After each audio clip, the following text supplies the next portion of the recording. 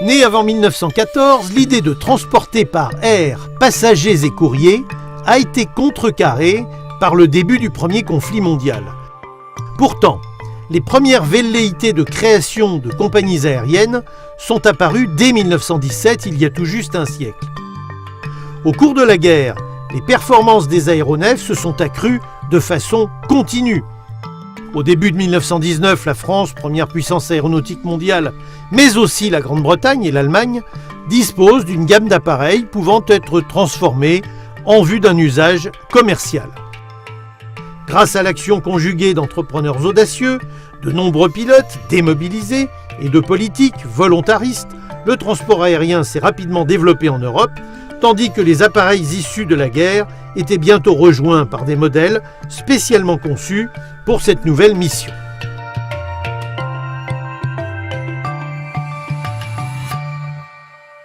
Nous sommes à la fin de la Première Guerre mondiale. Les frères Farman avaient conçu un magnifique bombardier et la fin de la guerre est arrivée. Il fallait lui trouver des utilisations diverses. Farman, qui avait une vision d'avenir, a pensé au transport public. À l'époque, bien évidemment, c'était une notion extrêmement folle, mais il y avait des avions, il y avait un besoin de se déplacer, et ils ont transformé ces anciens bombardiers qui avaient de la place en avions pour emmener des voyageurs, voire des marchandises. Nous sommes au début de février 1919, et un certain nombre d'hommes ont décidé de rallier Londres à bord de cet avion. Il faut réaliser qu'à cette époque, c'est quand même une immense aventure. D'abord parce qu'il n'y a aucun moyen de navigation. L'avion lui-même, c'est un monstre qui fait 28 mètres d'envergure, une vingtaine de mètres de long, qui est propulsé par 2 moteurs Samson de 250 chevaux, qui traîne péniblement la machine à 150 km/h.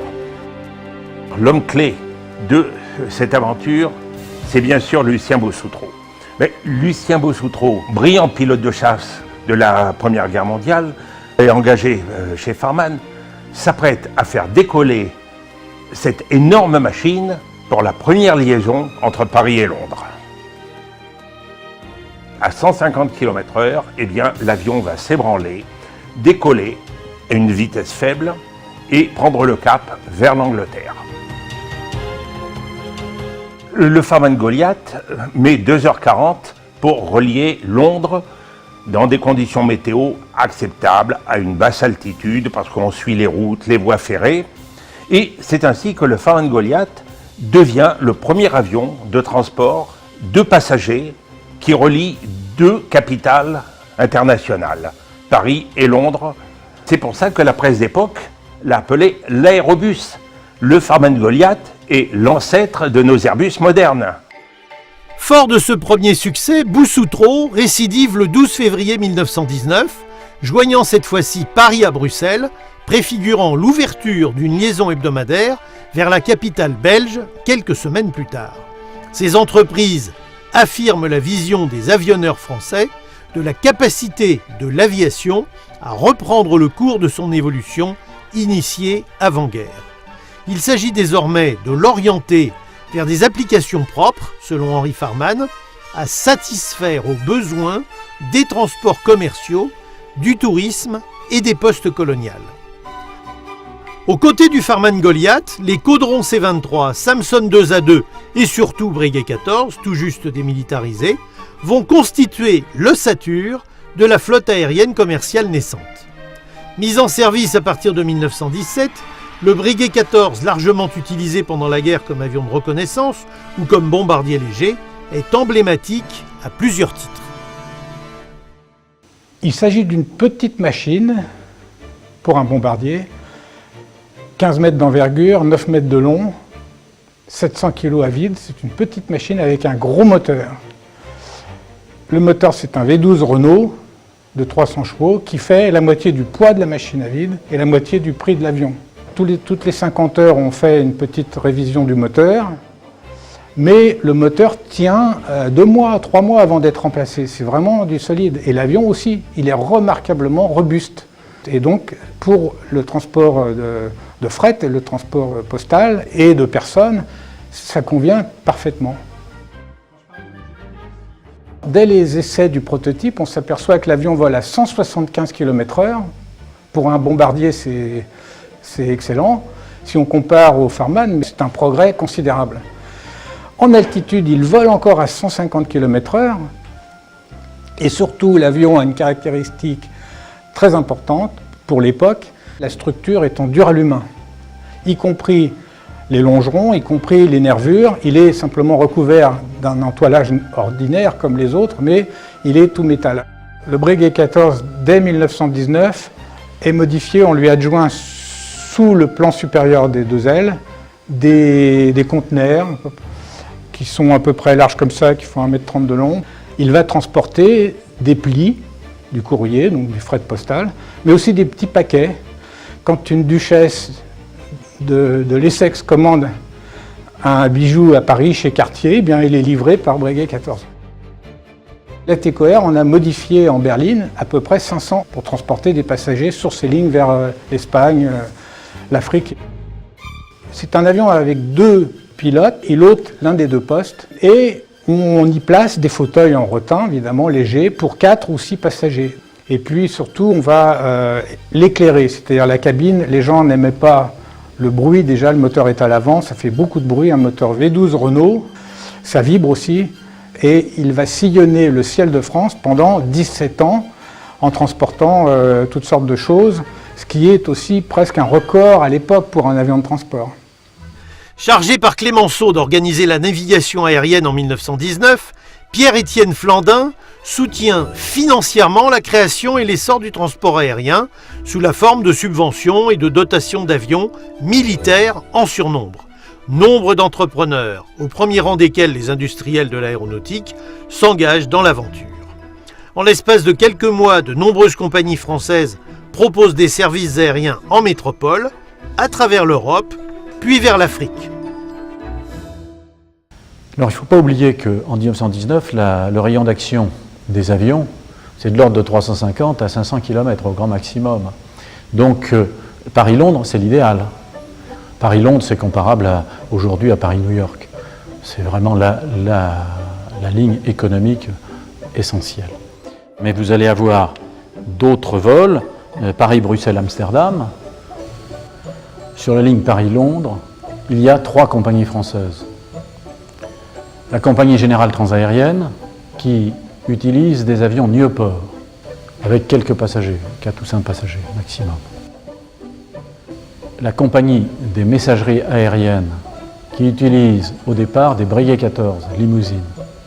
Et puis vous avez la compagnie des grands express aériens, qui utilise des Farman 60 et des Farman 50.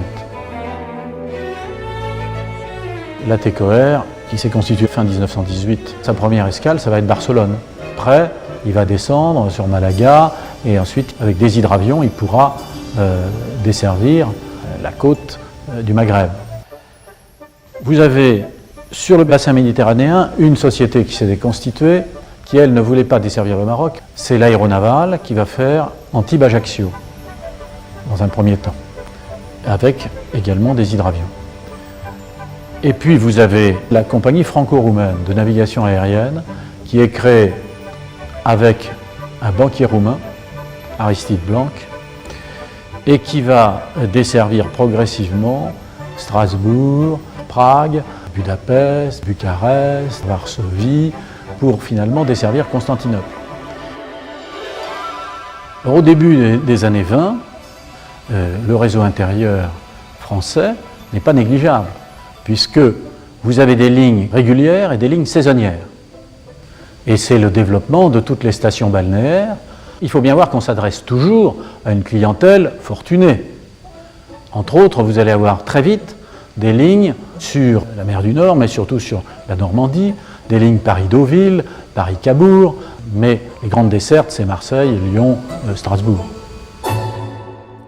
Tout juste 2 ans après que la navigation aérienne civile a retrouvé ses ailes, 9 compagnies françaises emploient 90 pilotes et 290 appareils. Le développement du trafic de passagers, de courriers et de marchandises s'affiche en progression constante. Eh bien, en 1920, les personnes qui prennent l'avion sont évidemment des hommes d'affaires qui ont besoin d'aller vite, des hommes politiques, des actrices et des starlettes en quête de notoriété, mais également des touristes fortunés qui sont en train de découvrir ce tourisme lointain qui rend les capitales si proches. Mais cela ne se traduit pas que en transport de passagers. Il y a également ce que l'on appelle communément du fret. Il y a des choses qui sont relativement légères, qui doivent être transportées rapidement. Par exemple, ce qu'on appellerait des denrées périssables. C'est le début d'échanges internationaux.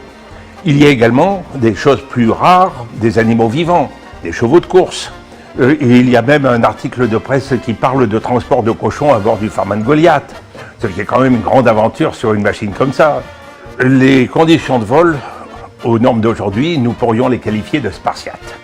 Sur les avions monomoteurs généralement, Breguet 14 par exemple, eh bien, les passagers étaient soit la tête à l'air, et il fait parfois froid et il y a quand même un peu de vent, soit enfermés dans une espèce de petite soute d'où ils voyaient à peine le jour, tassés comme ce n'est pas possible. Le Farman Goliath, lui, se voulait être un avion de luxe, de transport moderne, donc il y avait un peu de moquette, il y avait un petit peu d'insonorisation, très peu, il n'y avait pas de chauffage, mais comme l'avion ne volait pas très haut, nous restions à des températures acceptables. Se rappeler que le Farman Goliath volait aux alentours de 500-600 mètres, très rarement au-dessus. Les grandes puissances européennes, l'Angleterre essentiellement, mais également l'Allemagne, se sont lancées sur ce marché qu'elles sentaient porteur. Donc il y a une concurrence exacerbée qui est partie. Les machines se valant sensiblement de l'une à l'autre, il fallait absolument améliorer le confort, quelques services à bord, ne serait-ce que des toilettes, ou les premiers repas servis par des stewards en uniforme parfait. Cela a permis de transformer ces gros volumes en transport de passagers le plus agréablement possible, et en tout cas la pointe du progrès à l'époque. Fer de lance du rayonnement technologique de la France dans le monde, outil de la politique coloniale et étrangère, le transport aérien fait partie des priorités des gouvernements de ce début des années 20. L'enjeu est de taille, il s'agit de conserver à la France, nation pionnière de l'aviation, le rang qu'a su conquérir son industrie aéronautique. La première décision prise par le gouvernement, c'est de créer un sous-secrétariat d'État pour l'aviation de transport public qui va repartir, qui va naître. Donc là, on compte le matériel, on compte les pilotes disponibles, on compte les passagers transportés chaque année, on organise ça. Le sous-secrétaire d'État aux affaires de l'aviation, Flandin, va tout de suite passer la main à quelqu'un qui est passionné par l'industrie aéronautique, André-Victor Laurent-Hénac. Laurent-Hénac, il est là pour toutes les inaugurations, il est là dans les usines de construction tous les jours, et il soutient de toutes ses forces. Il va donc faire voter des crédits, justement. Il va défendre le point de vue des constructeurs au niveau de l'État pour obtenir le financement d'aérogares, d'infrastructures, le financement de radiobalises et ainsi de suite. L'État a la volonté de structurer le transport aérien. Donc on a choisi parmi les 500 terrains militaires, 150 dès 1919 qui serviront au transport aérien public. Sur ces terrains, Qu'y a-t-il? Il y a des mécaniciens, il y a des pompiers, il y a des médecins, et il y a des ateliers, et tout ça, ça va servir aux compagnies aériennes. À partir de 1920, comme on équipe les avions d'un poste de radio, on crée partout des tours de contrôle. En tous les cas, dans les aéroports importants, à Croydon, à Berlin, à Bruxelles, au Bourget. Des tours de contrôle où on trouve un service météo permanent. Il va y avoir l'éclairage des pistes, surtout l'hiver, puisque l'hiver il fait nuit à 4h30, 5h, donc éclairage des pistes. L'État, prenant conscience que les mêmes appareils étaient proposés au transport aérien civil et militaire, ne sont pas adaptés toujours aux besoins. Un appareil militaire, il a son rôle, mais en tant qu'appareil civil, il y a la notion de rentabilité, la notion d'habitabilité, la notion de durée, tout ça, ça change complètement la façon de fabriquer l'avion. Laurent Hénac, conscient d'un problème, va créer des concours, notamment de performance. Il y a un encouragement à développer des machines en faisant des concours entre constructeurs. Créé dans l'euphorie de la naissance d'un monde nouveau, le transport aérien commercial peine à se structurer. Laurent Hénac va s'attacher à deux chantiers prioritaires, la réglementation de la navigation aérienne et la rentabilité des compagnies. En 1918 et 1919, donc immédiatement après la guerre, on a ces créations de différentes sociétés, je dirais avec une grande liberté. Le gouvernement va réaliser que tout ceci doit être organisé. Il va y avoir toutes les règles de navigation aérienne. Il faut bien voir qu'il y a la sécurité, qu'il y a le coût. C'est sur un Farman qu'il y a eu la première collision aérienne. Quand il faisait Paris-Londres, c'était du vol à vue. Les instruments de l'époque étaient particulièrement réduits. Et pour naviguer, il suivait la voie de chemin de fer. Alors s'il se mettait juste au-dessus de la voie de chemin de fer et puis que celui d'en face faisait la même chose, il y a tout de même quelques risques. Et c'est ce qui s'est passé. Le service de la navigation aérienne va établir des règles de plus en plus strictes, ce qui devient nécessaire parce qu'il ne faut pas oublier que l'espace aérien, il appartient au pays. Ce sont des concessions qui sont faites au niveau des entreprises. Donc l'État est en droit d'exiger un certain nombre de choses. L'État va intervenir, il va être de plus en plus interventionniste, disons-le. C'est tout à fait logique. Il fallait organiser ça, donc on a eu des règles techniques et on a eu des règles économiques. Parce que n'oublions pas que pour toutes ces sociétés, il y a des subventions de l'État. Il y a 4 types de subventions, pilotes, flotte, problèmes militaires, etc. Et l'État couvre, je dirais, 90% des dépenses. Le budget est énorme. Alors, au début des années 20, les conseils d'administration des compagnies ont décidé d'occuper le terrain un peu à leur convenance. C'est comme ça qu'on a eu de la concurrence franco-française sur un certain nombre de lignes. C'est un problème important pour le gouvernement et qui explique d'ailleurs un certain nombre de fusions parce qu'il n'est pas admissible pour le gouvernement qui finance des sociétés de laisser ces sociétés se faire concurrence entre elles. Donc il n'était pas Paris-Londres, il y avait trop de sociétés sur Paris-Londres. C'est pour ça que Air Union va être créé. La création d'Air Union en 1924 préfigure la naissance d'une future compagnie aérienne nationale, à l'instar de celles existantes dans d'autres pays européens. La mise en service de nouveaux appareils, de nouveaux avions et hydravions, le plus souvent multimoteurs, construits spécifiquement pour le transport aérien, permettent d'envisager de traverser les océans et de rapprocher les continents. En 1924, on a déjà des lignes régulières.